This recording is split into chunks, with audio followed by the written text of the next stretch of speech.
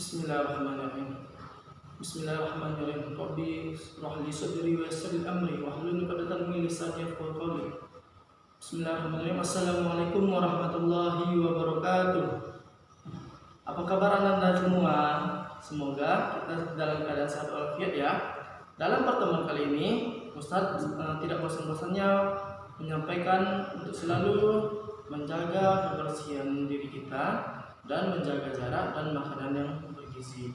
Nah, kemudian Anda jangan pernah berkurang semangatnya untuk terus belajar. Walaupun di masa pandemi saat sekarang ini kita banyak berada aktivitas di rumah. Nah, kepada Anda juga tidak boleh mengurangi sedikit pun tentang kebiasaan ibadah kita, yaitu membiasakan diri sholat 5 waktu dan sholat duha dan qiraah, dan juga menambah hafalannya. Pada pertemuan kali ini, Ustadz akan menyampaikan subtema 4, yaitu pada tema 1, di mana Anda harus lebih semangat lagi belajarnya pada kelas 3 ini, karena materinya sudah banyak dan sudah mulai tinggi. Baiklah, kepada Anda, sudah siap semua?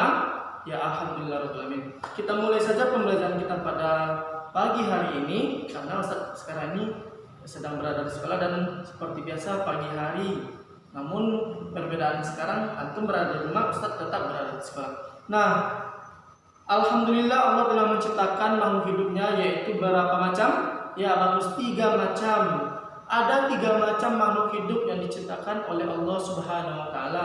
Yang pertama yaitu kita, manusia. Yang kedua yaitu tumbuhan, dan yang ketiga yaitu ya hewan. Nah, bagaimana sih dulu kita ketahui manusia itu hanya diciptakan oleh Allah, yaitu Adam dan Hawa. Tetapi kenapa saat sekarang ini manusia sudah mulai banyak? Nah, itulah tandanya kalau makhluk hidup itu bisa berkembang biak. Nah, tumbuhan juga gitu. Awalnya kita seumpama kita menanam tebu. Nah, tebu yang kita tanam awalnya hanya 1 pokok. Nah, kemudian tebu tersebut makin lama makin besar, kemudian tunasnya makin tumbuh. Nah, tunas-tunas itu akan tumbuh lagi dan menjadi pokok juga yang besar. Begitu juga dengan pisang. Nah, setiap makhluk hidup itu pasti berkembang biak. Bagaimana dengan hewan? Nah, kita lihat hewan peliharaan kita, contohnya adalah kucing. Kucing di rumah kita biasanya 1. Nah, kemudian dia melakukan perkembangan. Nah, kemudian ia melahirkan anaknya, ada 2, 3, bahkan ada yang 4 ekor.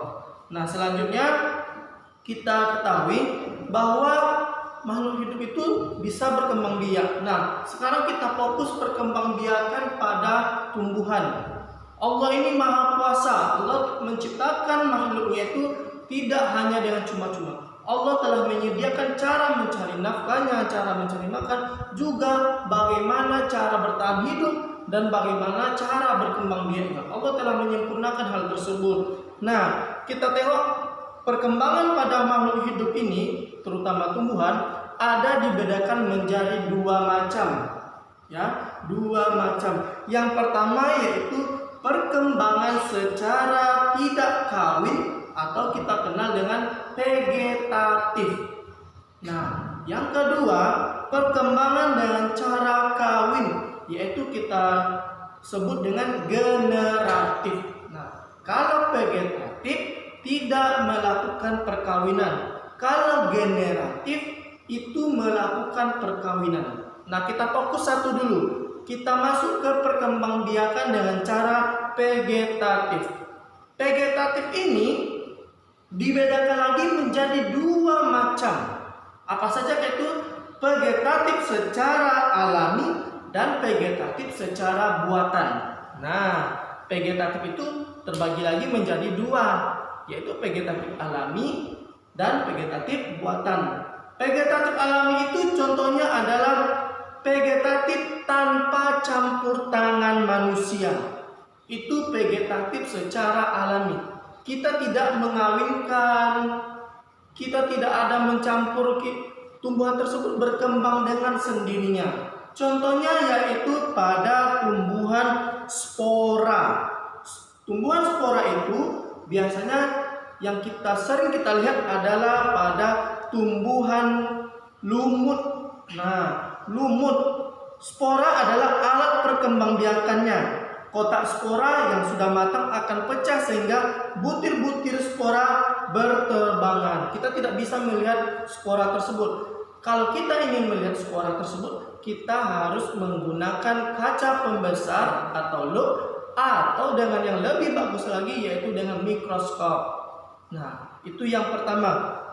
Kemudian perkembangan secara alami yaitu pada tumbuhan umbi. Nah, umbi adalah bagian tanaman yang berada atau menggembung yang tertanam di dalam tanah. Itu yang disebut dengan umbi. Contohnya adalah umbi lapis, umbi akar, dan umbi batang. Nah, umbi ini dapat berfungsi sebagai alat perkembangbiakannya. Nah, umbi tadi nanti bisa dia bertunas kemudian tumbuh. Ya, seperti pada kentang, wortel, dan bawang merah. Itu mereka berkembangbiakannya dengan umbi, bukan ubi ya, tetapi dengan umbi. Nah, bedakan ya. Nah, kemudian ini umbi itu dibedakan lagi menjadi 3. Yang tadi yang saya bilang, yang pertama umbi lapis. Nah, yaitu memiliki sisik-sisik. Nah, yaitu contohnya adalah pada bawang merah. Nah, bawang merah ini kalau kita kupas kan ada sisik-sisiknya kan. Nah, ada banyak lapisnya. Itu yang disebut umbi lapis. Kemudian umbi batang. Nah, kalau umbi batang ini bagian tersebut berisi cadangan makanan. Batang tersebut menjadi besar dan berisi. Oleh karena itu umbi batang tersebut disebut dengan umbi batang. Pada permukaan umbi kentang terdapat mata tunas. Mata tunas akan jelas terlihat jika kentang tua yang disimpan beberapa hari di tempat yang lembab. Nah, ini contohnya adalah pada kentang. Kentang, kalau orang tua kita mempunyai kentang, coba kentang itu dimasukkan ke dalam kulkas ya, atau lemari pendingin yang pada pintunya di bawah. Nah, antum tunggu beberapa waktu sekitar 1 minggu, nanti bintik-bintik yang ada pada kentang tersebut akan mengeluarkan tunas. Nah, itu dia disebut dengan umbi batang. Kemudian umbi akar. Nah, kalau umbi akar ini kita sudah tahu, yaitu pada ubi, ya, ubi kayu. Ubi kayu itu batangnya lurus, kemudian di bawahnya akarnya itu yang menggembung. Nah, itu lah ubi yang biasa kita makan. Kita olah menjadi keripik, ya kan? Banyak sekali. Nah, kemudian perkembangan selanjutnya yaitu dengan secara vegetatif alami, yaitu dengan cara tunas. Nah, tunas ini banyak contohnya, yaitu pada bambu, pada tebu, pada pisang yang lebih jelas lagi. Ya, pisang yang bisa antum lihat di sekitar rumah kita, di samping pohon induknya yang besar tadi akan ada tunas-tunas di sampingnya yang kecil-kecil. Nah, itulah yang akan menjadi pohon berikutnya yang menjadi besar. Nah, tunas adalah tumbuhan anak yang muncul di samping induknya. Nah, itu akan nanti kalau kita biarkan nanti akan menjadi besar. Nah, itulah. Kemudian muncul lagi tunas yang baru. Begitu seterusnya. Nah, kemudian dengan cara geragi atau stolan.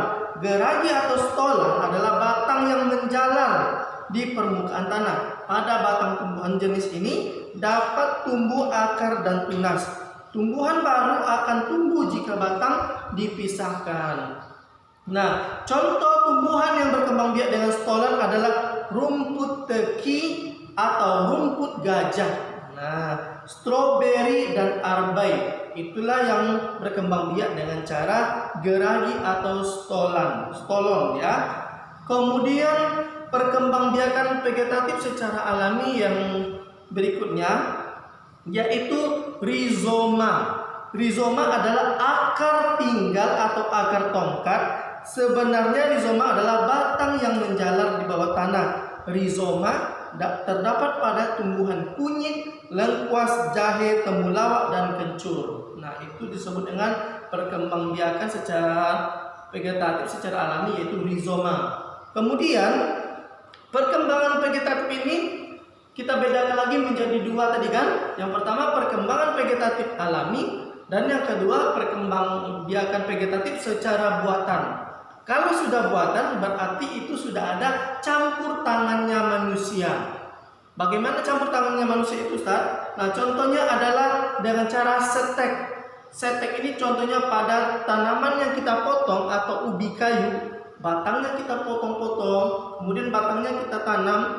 Ingat ya, matanya harus berada di atas. Mata luasnya ubi itu harus berada di atas agar bisa tumbuh. Nah, ini kan sudah terjadi percampur tangan atau campur tangan manusia. Itu disebut dengan perkembangbiakan vegetatif secara buatan. Kemudian perkembangbiakan vegetatif buatan yang kedua yaitu dengan cara mencangkok. Nah, mencangkok ini biasanya kita lihat pada tumbuhan mangga, tumbuhan jambu, dan tumbuhan lainnya. Tumbuhan mencangkok itu seperti apa, Ustaz? Nah, bisa digunakan medianya yaitu dengan serabut atau dengan plastik dan tanah yang subur dan air. Nah, caranya sangat mudah. Nanti bisa antum baca di halaman 179. Nah, kemudian cara yang perkembangbiakan vegetatif secara buatan ada lagi dengan cara okulasi. Nah, okulasi ini adalah okulasi atau menempel, yaitu menggabungkan mata tunas suatu tumbuhan pada tumbuhan lain. Nah, antum bisa melakukannya pada tumbuhan jambu. Nah, antum ingin jambu kita awalnya adalah jambu berbuah merah. Nah, antum ingin berbuah warna putih. Nah, antum bisa mengambil tunas yang ada pada pohon jambu putih tadi. Nah, antum lakukan okulasi tadi pada jambu yang berwarna merah tadi. Nah, antum letakkan, antum ikat. Nah, insya Allah kalau itu berhasil, buahnya akan menjadi dua, yaitu jambu yang berwarna merah dan jambu yang berwarna putih. Kemudian cara yang selanjutnya yaitu cara mengentel atau menyambung, merupakan perkembangbiakan tumbuhan dengan cara menggabungkan dua tanaman yang sejenis. Nah, kalau ini yang sejenis ya. Mengentel bertujuan untuk memperoleh tanaman baru dengan sifat-sifat yang lebih baik. Misal, antum ingin buahnya lebih lebat lagi, antum bisa ambil tanaman yang bibit unggul. Nah, tanaman yang kurang baik tadi antum potong, kemudian antum sambung, kemudian ikat dengan rapat. Nah, kalau itu berhasil, makanya bisa berkembang biak dengan cara mengentel. Nah, yang kedua yaitu dengan cara kita merunduk. Merunduk merupakan perkembangbiakan yang dilakukan dengan cara menyentuh ranting atau cabang pada tanaman.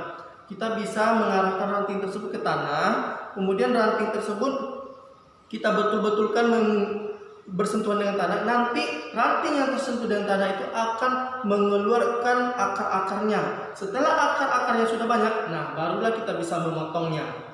Nah, kemudian cara yang terakhir yaitu kultur jaringan. Kultur jaringan ini adalah menanam jaringan suatu tumbuhan pada media atau tempat tanam dan ruangan khusus. Perkembangbiakan dengan cara ini membutuhkan banyak biaya karena media tanam dilengkapi dengan makanan yang dibutuhkan tumbuhan dan hormon. Biasanya digunakan di ruangan laboratorium. Inilah ruangan khusus ya. Ini jarang sekali kita orang biasa melakukan ini. Nah, itu dia perkembangbiakan secara vegetatif secara alami dan perkembangbiakan vegetatif secara buatan. Nah, yang satu lagi adalah perkembangan kawin atau perkembangan generatif. Nah, pada tumbuhan ini yaitu tumbuhan tersebut melakukan perkawinan terlebih dahulu. Contohnya yaitu alatnya yaitu adalah tumbuhan berbunga. Nah, alat perkembangbiakan generatif pada tumbuhan yang berupa bunga dilengkapi dengan terdiri atas kelopak, mahkota, benang sari, dan putik. Jika salah satu bagian bunga tidak ada, dinamakan bunga tidak lengkap. Bagian bunga yang berperan dalam perkembangbiakan secara generatif adalah putik dan benang sari. Benang sari terdiri atas tangkai sari dan kepala sari. Pada kepala sari terdapat kotak sari yang berisi serbuk sari. Serbuk sari inilah yang merupakan sel jantannya, kelamin jantan. Nah, kemudian ini nanti sel telur pada tumbuhan terdapat pada alat kelamin betina. Alat kelamin betina tumbuhan terdiri atas sel telur, bakal bunga, tangkai putih, dan kepala putih. Nah, itu dia perkembangbiakan secara generatif. Kalau Ustaz, tumbuhan itu kan hanya di situ-situ aja. Bagaimana sih serbuk tadi ini bisa pergi ke sel telurnya bunga yang tadi? Nah, itu serbuk sari ini diterbangkan oleh angin yang berhembus tadi.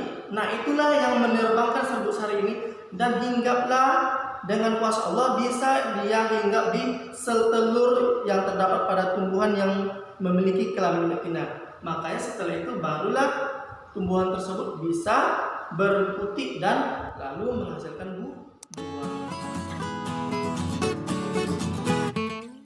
Perkembangbiakan tumbuhan vegetatif alami. Perkembangbiakan vegetatif adalah perkembangbiakan tanpa melalui proses penyerbukan.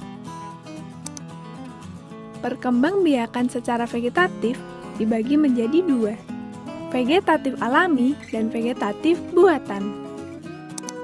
Vegetatif alami adalah proses penyerbukan tanpa dibantu dengan perantara manusia. Contoh perkembangbiakan vegetatif alami yaitu dengan cara spora dialami oleh tumbuhan lumut dan paku.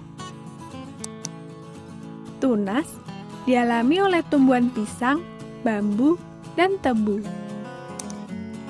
Tunas adventif dialami tumbuhan cocor bebek, sukun, dan cemara.